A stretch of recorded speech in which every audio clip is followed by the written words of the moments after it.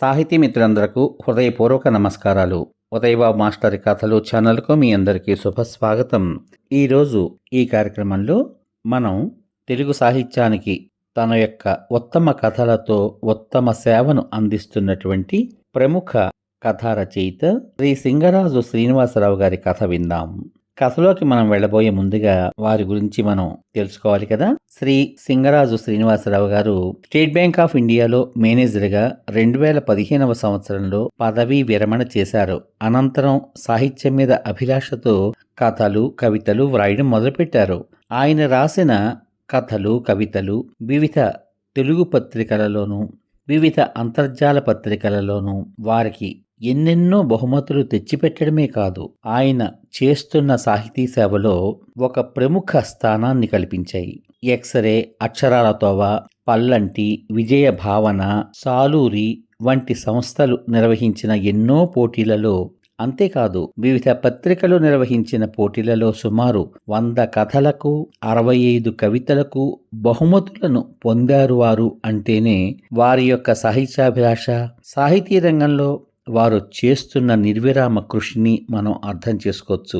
ఇటువంటి సీనియర్ కథా రచయితలు, విషయ పరిజ్ఞానం ఉన్నవారు, సాహిత్యం పట్ల అభిరుచి గలవారు, నిత్యము ఏదో ఒక ప్రక్రియలో సాహితీ కృషి చేస్తూ పాఠకులను మెప్పించడం అనేటువంటి గొప్ప లక్షణం కొందరికే లభ్యమవుతుంది. అటువంటి ఉత్తమ రచయితలలో శ్రీ సింగరాజు శ్రీనివాసరావు గారు ఒక ప్రముఖ వ్యక్తిగా మనం ఖచ్చితంగా చెప్పవచ్చు. ఈరోజు ఈ కార్యక్రమంలో వారిని నా ఛానల్ ద్వారా మీ అందరికీ పరిచయం చేయగలగడం నా అదృష్టం. ఈరోజు వారి కలం నుంచి జాలువారిన వ్రత ఫలం అనే కథను విందాం. ఈ కథ జూలై ఉషా పత్రికలో విశిష్ట బహుమతి పొందిన కథ. విందాం మరి. తెలుగు సాహిత్యంలో తాను రాసిన కథలకు ఎక్కువ బహుమతులు పొందినటువంటి ప్రముఖ రచయిత శ్రీ సింగరాజు శ్రీనివాసరావు గారి కథ వ్రత ఫలం మీకోసం. ఏమిటో ఈ బ్యాంకులు 60 సంవత్సరాలు నిండాయంటే చాలు వీడిక ఉద్యోగానికి పనికిరాడు అనే ముద్ర వేసి మరీ ఇంటికి తోలేస్తాయి. ఒంట్లో ఓపిక చావకపోవడంతో మంచానికి అతుక్కుని బ్రతకలేని స్థితి. పోనీ అదే బ్యాంకులో ఏదైనా చేద్దాము అంటే అన్ని ఎండకు పడి తిరగవలసిన కమిషన్ ఏజెంట్ ఉద్యోగాలే.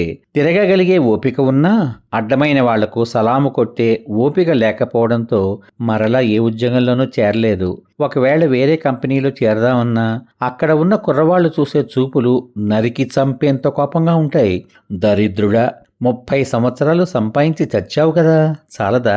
రిటైర్ అయిన తర్వాత కూడా వచ్చి నిరుద్యోగ యువత నోట్లో మట్టి కొట్టాలా అని తిడుతున్నంత కచ్చగా కనిపిస్తాయి నాకు వాళ్ళ చూపులు. ఇవన్నీ మనసులో పెట్టుకుని నేను ఎక్కడా చేరకుండా ఆగిపోయాను. అందుకే ఇప్పుడు నా పని తొమ్ అంటే తినడం, తిరగడం, తొంగోవడం. వీటితో పాటు సాయంత్రం వేళలో వ్యాహాళిగా వాకింగ్ కూడా వెళ్ళడం మొదలుపెట్టాను. మొదట్లో కాస్త కష్టం అనిపించినా ఇప్పుడు ఇదే హాయిగా అనిపిస్తోంది. అలా వాకింగ్ పేరుతో బయటకు వచ్చి కాలేజీ గ్రౌండ్లో 4 రౌండ్లు తిరిగి ఒక బల్ల మీద విశ్రాంతి కోసం చతికిలబడ్డాను. ఇంతలో జేబులోని సెల్ ఫోన్ గంట కొట్టింది. అది పరంధాముడి దగ్గర నుంచి. ఒకప్పుడు పుస్తకం హస్తభూషణం అనేవారు, ఇప్పుడు అది కాస్త సెల్ హస్తభూషణం అయింది. చేతిలో సెల్ను చెవి దగ్గర పెట్టుకుని మాట్లాడుకుంటూ తిరగనివాడు కనిపించడం లేదు ఇప్పుడు. హలో, చెప్పరా పారం, ఏమిటి సంగతి? ఈవేళప్పుడు ఫోన్ చేశావు?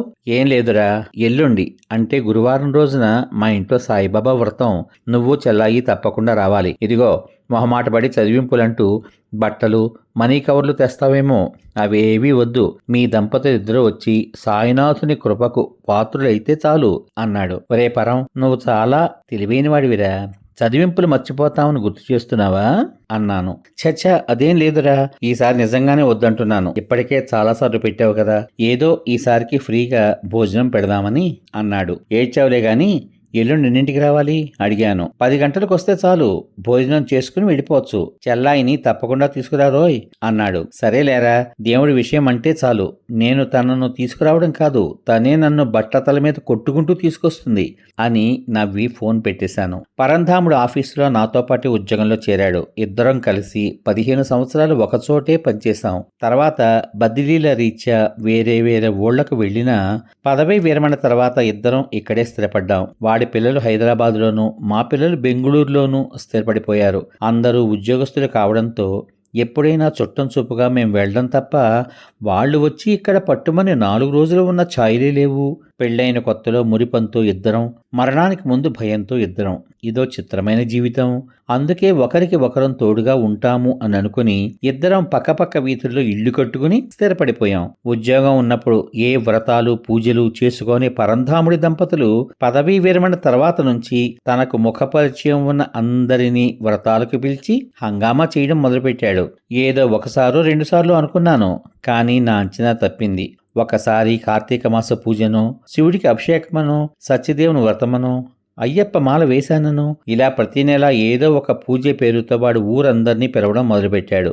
ఎందుకు ఇలా అనవసరమైన ఖర్చులు పెడుతున్నాడో నాకు అర్థం కావడం లేదు.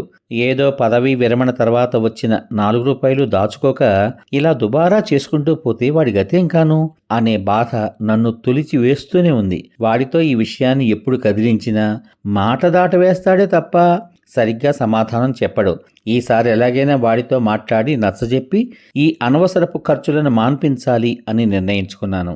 సాయిబాబా వ్రతం అనుకున్న దానికంటే చాలా అద్భుతంగా జరిగింది. సత్యనారాయణ స్వామి వ్రతాన్ని తలదన్నే విధంగా వ్రతాన్ని జరిపించాడు. 70 సంవత్సరాల దీక్షితులు 40 సంవత్సరాల తన పౌరోహిత్య ప్రతిభను రంగరించి గణపతి పూజ మొదలుకొని సంబంధం ఉన్నా లేకపోయినా తనకు వచ్చిన అన్ని అష్టోత్తరాలను వల్లివేసి ఆ రూపాలన్నీ సాయినాథుడివే అని నమ్మించి వ్రతకథను బహుశా ఎవరూ అలాంటి కథ వినే ఉండరు అత్యంత అద్భుతంగా తన మేధస్సుతో వివరించి అందరినీ తరింపచేశాడు.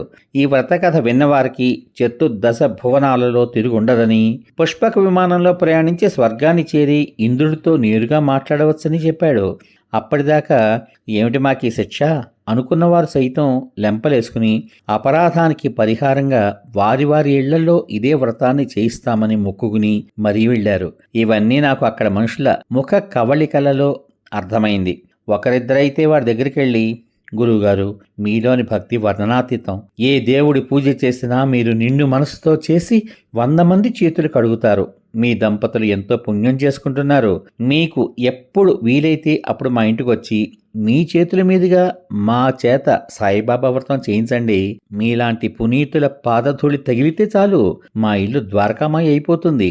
కాదనకండి, మా శక్తి కొలది మిమ్మల్ని మేము గౌరవించుకుంటాం అని చేతులనే కాళ్లగా తలుచుకోమంటూ ప్రాధేయపడ్డారు. దానికి మా వాడు ఎంతో వినయంగా, అది మా అదృష్టం, తప్పక వస్తాం. మీరు పూజ పెట్టుకునే రోజుకు 1-2 రోజుల ముందు నాకు తెలియచేస్తే చాలు. మీ అభిమానమే మాకు గౌరవం అని చెప్పాడు. ఉద్యోగం చేసే రోజుల్లో వీడినందరూ కోపాక్షి అని పిలిచేవారు. ప్రతిదానికి కోపమే వీడికప్పుడు. అటువంటి వాడు ఇప్పుడు వశిష్ఠుడంత సౌమ్యుడు కావడం నాకు ఆశ్చర్యం వేసింది. ఒక్కరొక్కరే వచ్చి అభినందనలు తెలిపి సెలవు తీసుకుని వెళ్ళిపోయారు. పరంధాముడు ఇచ్చిన దక్షిణ పుచ్చుకుని పంతులు గారు కూడా జారుకున్నాడు. ఇప్పుడు అంతా ప్రశాంతంగా ఉంది. కానీ నా మనసులో మాత్రం ఏదో అలజడి. ఇలా పనికి మాలిన ప్రోగ్రాములు పెట్టుకుంటూ చివరికి వీడేమైపోతాడో అనే వేదన నన్ను ఒక చోట నిలవనీయడం లేదు. ఒరే పరం, మెదడు హైడ్రా బుల్డోజర్ వచ్చి పెక్కలిస్తున్నంతగా పగిలిపోతోంది. కొద్దిసేపు మేడ మీద గదిలో ఏసీ వేసుకుని పడుకుంటాను. నీ పని అయిన తర్వాత పైకి రా, నీతో చాలా మాట్లాడాలి. అప్పటికి గానీ నా మనసు కుదుటపడదు అని చెప్పి మేడ మీదకి వెళ్ళిపోయాను. ఏరా, నిద్ర పట్టడం లేదా? అలా బిగుసుకుపోయి కూర్చున్నావు. కొంచెం ఏసీ పెంచనా అంటూ వచ్చాడు పరంధాముడు. వద్దు, ఇలా వచ్చి నా పీక పెసుగు, టెన్షన్తో చచ్చిపోతున్నాను అన్నాను ఆవేశంగా. ఏమైందిరా నీకు? ఎప్పుడు ప్రశాంతంగా పావురంలా ఉండేవాడివి ఇలా కాకిలా అరుస్తున్నావేమిటి? నువ్వు చేసే తలతెక్క పనులకు నాకు రక్తపోటు ఎక్కువైపోతోందిరా. ఆలోచించలేక బుర్ర వేడికిపోతోంది. నేనేం చేశానురా? ఇదిగో ఇవే, ఈ వ్రతాలు, నోములు, అభిషేకాలు, నా బొంద, నా బోలే. వీటి పేరు పెట్టి 100 మందిని పిలవడం, వంట మనిషితో వంటలు చేయించి వాళ్లను మేపి పంపడం, ఎంతకాలం ఇలా ఉన్న దెబ్బంతా తగిలేసే సంతర్పణలు చేయడం. ఇలాగైతే ఎంత డబ్బు కావాలరా? ఉన్నదంతా హారతి కర్పూరంలా కరిగిపోయి అప్పుల కోసం అందరినీ అడుక్కోవలసి వస్తుంది. ఆవేశంతో ఊగిపోతున్నాను. నా మాటలకు వాడికి కోపం రాకపోగా పగలబడి నవ్వసాగాడు. వాడు అలా నవ్వుతుంటే నాకు ఇక్కడ రక్తపోటు పెరిగిపోతోంది. ఆపరా, ఆపు. నాకు ఇక్కడ కాలిపోతుంటే నువ్వు అలా వెటకారంగా నవ్వుతావేమిటి? పిచ్చెక్కిందా నీకు? ఆవేశంతో అన్నాను. ఒరే నా అమాయక అభిమాన స్నేహితుడా, శాంతం శాంతం. ఇక్కడ కొంపలేమీ అంటుకుపోలేదు. నేను అప్పుల పాలు కానూ లేదు. అసలు విషయం చెబుతాను. కాసింత ఈ శీతల పానీయం తాగి శాంతపడు అంటూ నా చేతికి మాజా సీసా ఇచ్చాడు. వాడి చేష్టలకు నాకు వెర్రెక్కుతున్న అసలు విషయం ఏమిటో తెలుసుకోవాలని మాజా తాగుతూ కూర్చున్నాను. వాడు చెప్పడం మొదలుపెట్టాడు. ఒరే సీను, నేను సర్వీసులో ఉన్నప్పుడు మా ఆవిడ మాటిమాటికి ఆవర్తమని ఈనోమని అంటుంటే నాకు చిరుత్తుకొచ్చేది.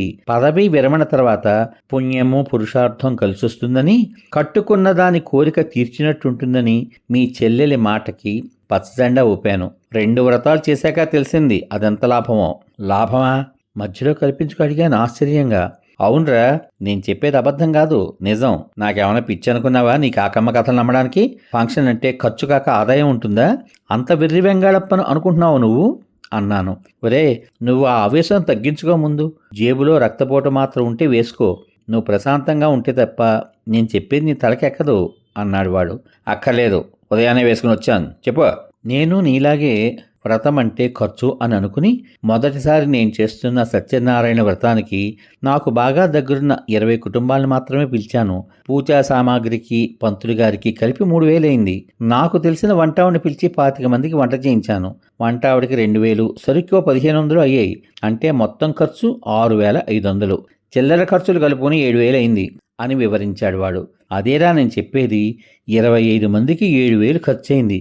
అదే ఇప్పుడు 150 మందికి పెరిగిన ధరలలో ఎంత ఖర్చు అవుతుందో నీకు తెలీదా? అంత ఖర్చు పెట్టి ఇటువంటి కార్యక్రమాలు చేయడం అవసరమా?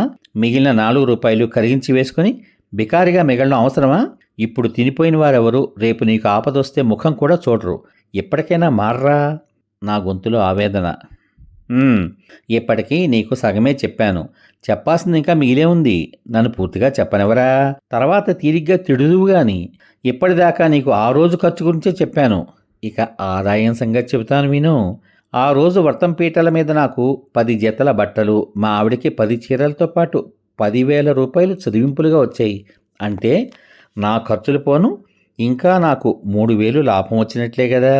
అదనంగా 10 ప్యాంట్లు, చొక్కాలు, చీరలు. వ్రతఫలానికి వ్రతఫలం, అదనంగా ధనలాభం.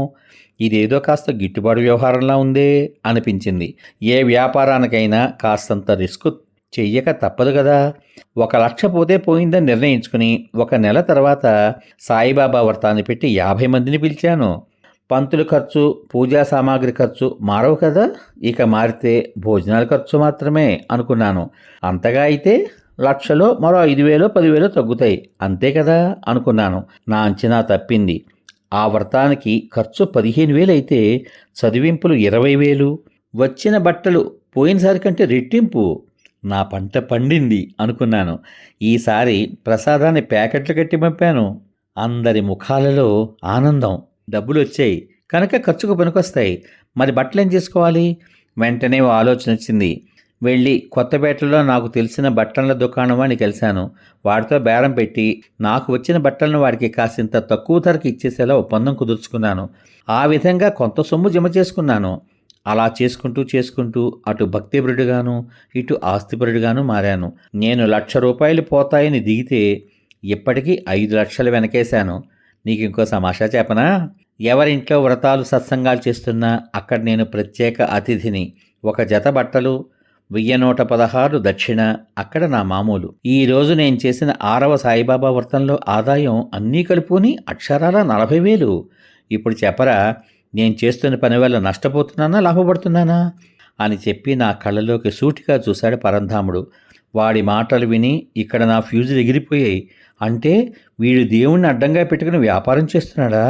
అమ్మకంతరి వెధవా అని మనసులో అనుకోబోయి పైకి అనేశాను.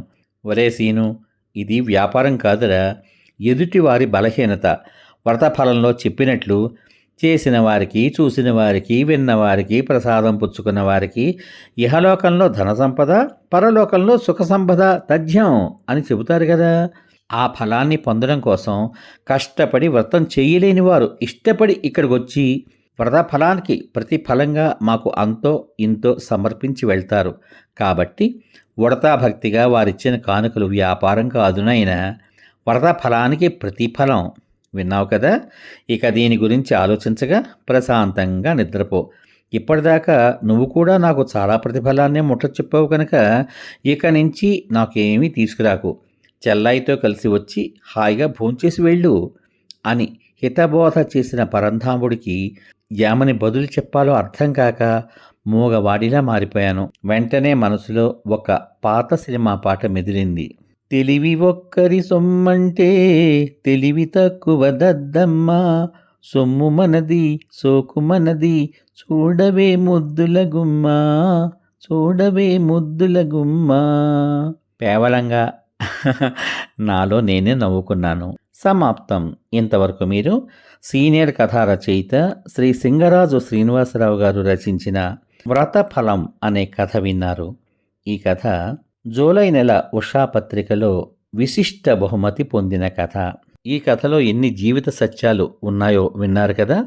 భగవంతుణ్ణి నమ్మిన బలహీనత కొందరిదైతే ఆ బలహీనతను తన బలంగా మార్చుకుని సమాజంలో అటు పుణ్యానికి పుణ్యం ఇటు ధనానికి ధనం సంపాదించిన ఒక మహోన్నత వ్యక్తి యొక్క కథ చాలా బాగుంది కదూ.